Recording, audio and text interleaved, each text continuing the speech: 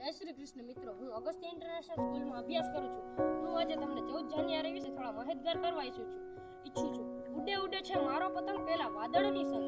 ઉડે ઉડે છે મારો પતંગ પેલા વાદળની સંગ.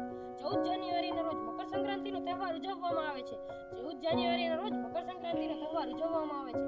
તે આબાલવૃદ્ધ સૌનો પ્રિય તહેવાર છે.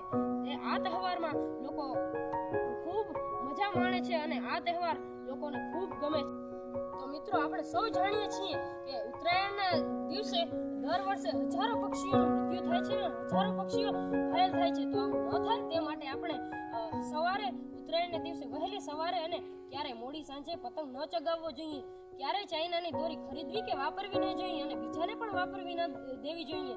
ક્યારેય દોરી પર કાચ ન લગાવવો જોઈએ અને આપણે જતા આવતા જો ક્યાંય પણ દોરીના ગુચ્છા કે ગમે ત્યાં પણ દોરીના ગુચ્છા મળે તો તેનો નિકાલ કરવો જોઈએ, જેથી પક્ષીઓ ઘાયલ ઓછા થાય. અને જ્યારે કોઈ પણ ઘાયલ પક્ષી દેખાય તો આપણે તે પક્ષીની પાંખ કે તે પક્ષીના પગમાં વીંટળાયેલી દોરીને આપણે કાઢી નાખવી જોઈએ. અને જો તે ઘાયલ પક્ષીમાંથી લોહી નીકળતું હોય તો તે લોહીને અટકાવવા માટે આપણે કદી તેને આયોડેક્સ હળદર કે તેના ઉપર પાણી કદી ન છાંટવું જોઈએ. ચાલો આપણે સૌ સાથે મળીને સંકલ્પ કરીએ કે આ અબોલા જીવોનું રક્ષણ કરીએ.